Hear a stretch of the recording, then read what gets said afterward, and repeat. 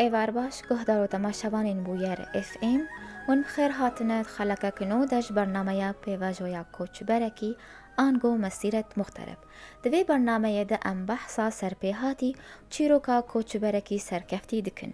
میوانی ما یه وی خلقه خورت جوان کره باجاری کوبانی علی شیخ نبی ویج آلمانیا بمرابه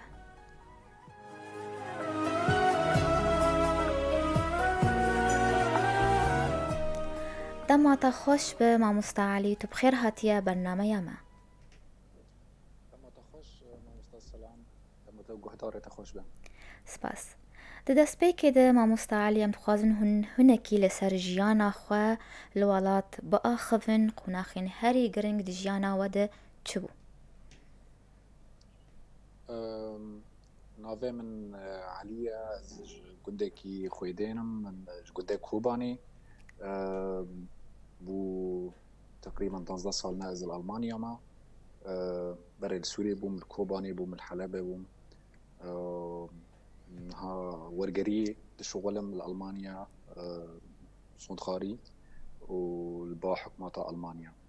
ئەدخوازم تو بەحسە ژیانە خۆ بکە لە سووریێ بەری گوت بەرێ خۆ بدە ئەڵمانیا بەێ ez xortekî ji Kobanî bûm ez min berîgî min bajara Ayn Îsê min mekteba ibtîdaî min xwand dûra li bajarê min micer û niştim pêşwê ez çûma Heleb min cameyê li wir xwand dest pê kir xwand heya qedand dûra got ez nikam li Sûriyê bimînim فدلێ من دixwast yanî ez derkevme derve him xwendina xwe temam bikim wê çavê min muhawelat nekirin yanî ez herim herme Brîtanya herme Yûnanê طبعا em bê rê xwendinê ra yanî sebî xwendinê xwe temam bikim heya ji min re fîza ji dewleta Almanya hat û ez derketim vir min zimanê Almanî xwand û paş wê dûra me temam kir بەێ سووریەکەت ئالۆزیە دە شاگرتین پر ژێهاتی لێ هەبوون پرانی ئەوانە بەرێ خوددان کۆچبەریە گەلۆ سەدەم تەنی ئالۆزی بوو یان دەتخواست ژیانێک خۆشتر خواستەکاتە و دژیانەخە خۆشتر بکە دەبەرێ خدا کۆچبەریە براستی گیب هەفترە ez kanim bêjim yanî ciyaneke xweştir jî me dixwast bajarekî yanî em bê dewletekê îsên firasan bi îsên de îsan xwendinê xwe temam kir încazekî çêke dîmokratî lê hebe însanî lê hebe em bindest bûn yanî Kurd em bindest bûn li welatê Sûriyê yanî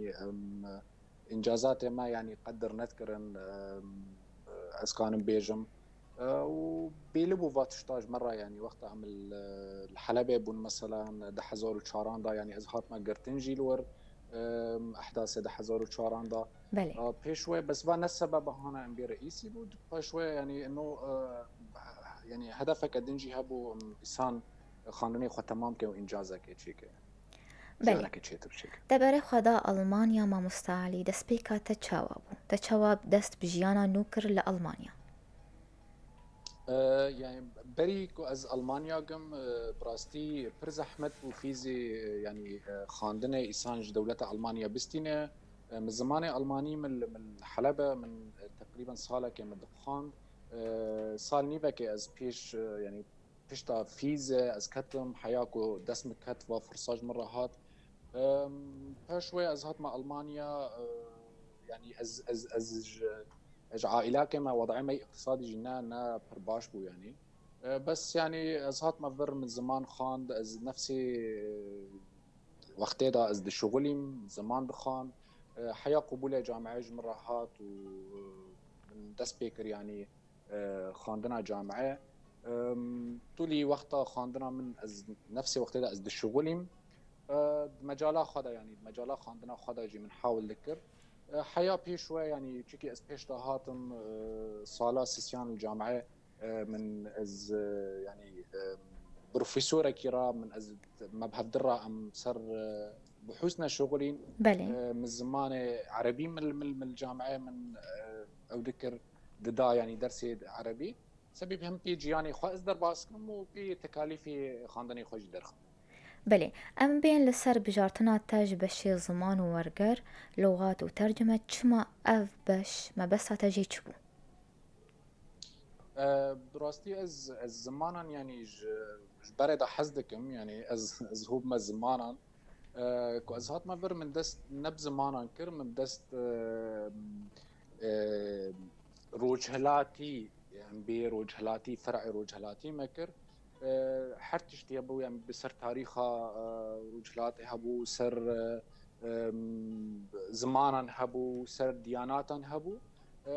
مبريجي ما بشكل عام واتشتانا قيمة خاندن طبي من دي از زمانا يعني از ورقري از حزدكم يعني ام بي نفساندنه فمن دست بيكر واز من فا اختصاصاكر الجامعة ده باش واجي من يعني بكالوريوس من قداند ومن دست الماستر ده من دورغي يعني بورغريكر حياة من فاجي ازنها تقريبا من قداندية بله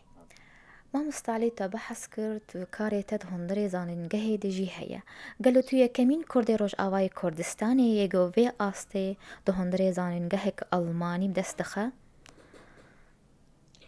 من بس كانت فاهمنك القاني جارة كده خير أخو بله تا بحث کرد انو کاری تد هندری زانین گهی دیج سالا سیاده گلو توی کمین کردی روش آوای کردستانی بو گو وی آسته ده هندری زان گهک آلمانی بدست دخه أري يعني از ام يعني زنگام دا ام بجار لايبزيك ام كرد هنا چندك يعني چند خورد ام هنا من بروفيسوري كي مرة من حاول كده سر يعني ام بي كورمانجان سر كورمانجي ازيدي سر تاريخ ما سر كلتوري ما ام بله ابحاثنا تشيكن وثائقنا هبون ما ورجر كرن كردي الماني كردي ام هين محاوله جديدة انه زمان كردي فرعي مدى البجار لايبزيك يعني زمانه كي رئيسي به اساسي به جامعه دا بس يعني فاتشتانا تشنا بيروقراطينا الالمانيا ومحاولات جرجن حياكو تسبي بلزا تيجي وقت كورونا كتشيبو تشيكي زحمتي تشيبو ام بيشكا بس ام هين بينا يعني بله كل جامعه ما وزمانه ما كردي ام او بكن بله ام بین لسر برهم و لیکولین انتا با آخوین گرنگی آوات چیه؟ مجارين بالكيش چنه چی دراسات و السو بحوث تا چی کرنه گرنگیا وان اري لیکولینا منو بروفيسور ما سبيستان مايزل طبعا معروفه الولايات المانيا بله اوجي كتابه خل سر كردي ما هنا سر كردي ازيدي يعني بحوث خهبون فمن هالكاريا ويكر تقريبا سي كتابه ويدا خصنا سر ازيدي سوري سر كردي سوري سر كردي روجافا سر يعني بويرا هاليكاري كر يعني بخاطر كتابنا من يازميش نكرنا من نكرنا صالح كاري بروفيسور خوكر اما بهفدر بحوثانات شكرنا الجامعه داجي ام بي بحوث نتشوك هابون ضمن اختصاصي مدى مسر كرمانجان ذكرين سر كرمانجان مدكر الروج ابا والحرش تشار بارشا كردستان بله اف پروفیسور آلمانی یان نویسکاری آلمانی دا خوازا وینا بگوت پیر کار بکیان تدخواست مد خاست ويجي دخاست فويجي هالكاري يعني دخاست جيكي كرد كرد روجافا لانه اجفي ملتي ما ازفي ملتي ناستكم ازفي كلتوري ناستكم من جي زمان ازبي زمان كردي مزانبو من وي هالكاري وي ذكر يعني تشنا هبم كردي بون وي نظام بو بي او بكرا او بخا كردي نظامه بله بس سر كردي ما ابحاث عندك مناطقنا هبون ام بيتشنا هبون برس دك الراستا نراستا ما هالي كاريو هفكر تقريبا 3 سالان ما تشنا خوشكرن الجامعه يعني باشه تو وک ورگر دخبته ام لسر ورگراندنی و زمان گوت پید ورگرینه با آخوین بچه زمانی از تقريبا 6 سالان دا از ورقري كردي عربي الماني دكم يعني ام بي ورقري دفكي ونفسكي يعني بس ازنا من صون نخارب المحكمه المانيا حياة بري تقريبا 3 مهان من كاغاتي خو قدم كرن ومن طلبات خو قدم كروج مرة موافقات انه از يعني ترجمان دولتي ما زمان كردي وعربي والماني را بله افش حکومت آلمانی اره باشه گلکی باشه مامۆستا عەلی ئەمێ vê پرسێژی بکەین هەواڵینتە مامۆستەیەنتە نیەن ئەڵمانی نەری ناوانە لەسەر کوردان چییە؟ براستي يعني دو شري الروج عبا تشيبي يعني كرد وكردستان وروجافا مواضيعنا برا يعني الجامعة دائما ما السروان دنگ دكير ما بهفدرا نقاش دكير ما برس دكيرن سر يعني نافيما كردان يعني دو شريمة الروجافا ودو خباطة روجافا البر مزنبو سري ماجي بلندبو يعني أمبي هالي مبون يعني هالي كردان بون كشعبك بندست بله ويعني تشنا خوش بون يعني انه مددين بروفيسوري مال الجامعه ولا استاذه مال الجامعه زمانه كردي دخازن هو ببن هفالنا ما هبون الجامعه دخازن زمانه كردي هو بمسبي زانبن تشل روجافا تشي دبي تشل كردستان تشي دبي تش كرد كينا كردشنا زمانه واتشي بله حتى آنها وچەند باوەڕنامە و پۆست منصب وەرگرتنە از نها از مساعد بروفيسور من الجامعه لايبزيغ واز من بروجكتكي حكماته يعني امبيج باجاري لايبزيغ باجاري اللي من يعني سروكه في بروجكتما وفا بروجكتا يعني سر هاليكاريا امبي ملتي ميني الفر بنباران كوشاران يعني انه الفر دكا كرد عرب سوريلي منطقي الشرق الاوسط يعني بله ام هاليكاريا وان دكن موضوع انتجراسيون دا ميغراسيون دا فمن يعني اثروا كان هافي بروجكتي مال باجاري لايبزيغ گەلکی باشە دناو کۆردێن ڕۆژئاوای کوردستانی لە ئەڵمانیا هون چەند هەنن گۆ ئەو باوەڕنامەین بلند وەرگرتنە سوتاتنا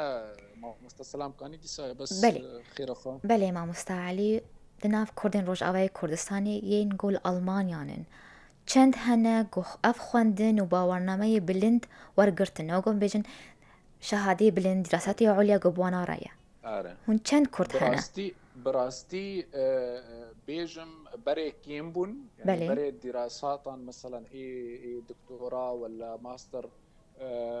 كيمبون بس يعني بيت هالي وقتكم ملتي ما كرد برهاتنا المانيا ان هذا سبيكرنا واز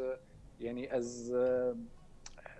هفي دارم كوكو هنجي بربن هنجي كردما يعني خورت وكتشما كرد دراسات عند بالشغلن وبخونن وخاندنا خد تمام كن ومجالي مدى يعني مجالي ورقرنا يعني انه بترهبن براستي بيجم ام الفاب يعني فا ولايتي ازلي زاكسن ام جيد ده ورقري كردينا يعني كرمانجينا فكيمن يعني انه بله ون حردوش ڕۆژئاوای کوردستانی نه نا از روجافا كردستان ما بس او حواله ما يعني كردستانيه باشوره بله سەرکەفتنش بۆ تا مامۆستا عەلی ئەمەی ناوبارەکەی کورد بستین و بەگەرن پرسەیخوا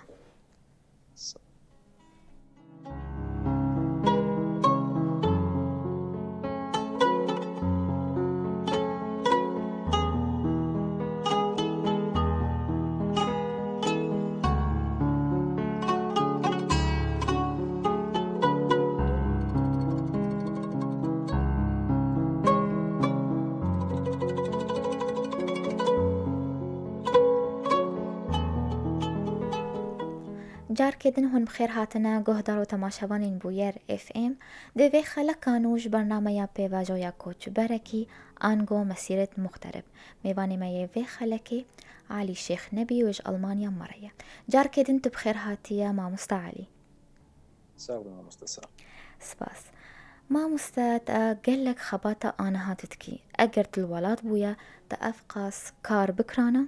وأقول ألمانيا يعني ويدرفت هبانا. دلي من خازه يعني دلي من خازه از الولايات خبيما ومبا كارا الولايات خبكرا بله ل دني يعني ند صرف تشتد دلي إسين دا إنسان قانع بك فاز كيف خوشم انه من الفيرفا تشتاكر بس كوريا كهبيجي يعني دلي متخازه از الولايات خبي تشتي بكم بله بروجي نواد دمين بيش دا چنه قلو تخوندنا خبر دوام بكي دكتورة. از دخازم خواندنا خوا تمام کم و دکترا بستینه مد في مجالي ورقريدا از دخازم هالي كاريا زمان ما بكم د زنجانا لايبزيك دا د ولايات المانيا دا از دخازم كتاب كولتوري ما كرمانجان كردان ورقري بكم بالمانان جينم واقي بيش منا از يعني دخازم فيتشتي بكم لوقت وحياة ند صرف يعني تيرا فيتشتي ناكه بله كردين نوجن نوهاتي چاواوي كاربن ديروكا خواناس بكن و بيش بخينن بناريناتا. اري براستي هاني توجي يعني بيشاجي زمانه الماني يعني انسان كوري كجان باجار اوروبا لازم زمانه وي ولاتي هو ببه با ابريجيا و با اشتگي مهمتره كو زمانه وي باجاري جي كو هو بو وي ولاتي هو بو كانه خلكي وي ولاتي را بستنه كانه ريا الوا ولاتانا ناس بك بله بس با خطوه يعني ام بي باشكر ري ابخوغي وبنا و حالي كاريجي امبر ام بي خورته ما كرد كشكه ما كرد الفرحنا ايش بريد الفر حالي كاري ملته ما دكن حالي كاري اد خازن جامعه بخونن مثلا اد خازن دراسات بخونن حالي كاري وان دكن لا هانا توچتن بريجي مرحله زمينه بله تو هزر دكيغو كوماليا كي ناسينا زمان و ديروكا كردي الأوروباي و آفابكي. اري از حزدكم اري مول سركاردكن قون فكن كوماليا كي اري بو زماني كردي. اري ام كاردكن الفا الامبيل ولا يعني الباجاري ازلي الظانم بيتشتي يعني ام اودكنا انه زمانه كردي زمانه كرمانجي يعني لهجه كرمانجي ام ذكن الفر ام كتابه كرديجي ام ورقري بكن وام يعني خباتي بكن ام شكي زمانه خب ملت يعني او خا ملت المانجي بله كسبتر هنا بخده ايه بمره يعني هنا بس ايه المانا يعني ملتي ما يبر روجابا او ايه كرد كيما باجاري اللي نبرن مني وكي باجاري دنا بله اللي مره كرتنا قالو تنية هيا وقرا ولات لزانن قهويت كاري خبر دوام بكي. از مینا مگوتی يعني دلمت خازه روجا که از بگر ما روجاوا و از الور جيانا خو تمام كم واز الورجي بخنم او الزنقانا ك الور استاذ بم او ماموستبم او طلابه منهبن واز هالي كاريا وان بكم و ام بي اي الفر هو بمي وين ما ور از حزدكم بله شیرتا خورتکی جوان گو بره خدای خوندنا بلندش بو خورتین جوانین بره خدانا کوچبری چیه هون چه شیرت الواند کن. شيرتا من كشكي مرة وخورتين مرة هاتني أوروبا يعني جي خاندن بكن خاندن ترباشا وزمانه ولا طانا هو ببن سبي أمكان بن يعني زمانه أم بي كولتورا خو أم ككرد خو بخلكي جينن هفالي تشيكن بوان را في هفاليا أم بي ما كردان هالي كاريا ما بكي لأوروبا بشيرتا من زمين هو ببن بريكي ودروجي هفالي ملت أوروبا را بكن ملت فر بكن سبي هاوی. بله شیرت الوان دکه گو برای خبدن خواندنا دیروکی لألمانیا یان برای خبدن کاری ورگری. يعني خاندنا ورقري از بله اري خاندني ورقري منا مقوتي يعني كيما الفر يعني خورتي ما كرد او كشكي ما كرد في مجالي دا في اختصاصي دا از حزدكم واز كانم حالي كاريان وين جي بكم كنت لا وان خاص في مجالي دا او بكم بالشغل او في مجالي بخونن از جاهزم يعني دائما. بله ما مستعلی گوتنک تهبه ام پی خلکا خواب داوی بکن. السباسيا ودكم از فكرة وبرنامج وحلقة وخشة أوجي وأز كيف خش بوم برا بوم از خيراج ملت مي كدرة سلافة مش ملت مي كدرة وجافا جيرا ج بافو ديمن لورن روجافانا سلافة مجوان راجي وسلافة مج ملت مي البرا وأز حزدكم جيجي مزن ببن وسريمة بوجان بلند ببن. گلک سپاس جبوتا ما مستعلی گروت بو میبانی ما سرکفتنی جبوتا جبو کاریتت خواز مجیانک خوش بوتا جشناتا پیروز به. تا پیروز به سپاس نامستسان. ام به ویرانگی هاتن داویا خلکا خون به هیبین و دمک خوش مردار باز کرن. سپاسیا میوانی خودکم علی شیخ نبی گوش آلمانیا مرابو. سپاسیا حوالی خودکم لسر کنترل و شنازندی یاسر و آوان. حتی جارگدن چارشمگدن بمین کیفو خوشی.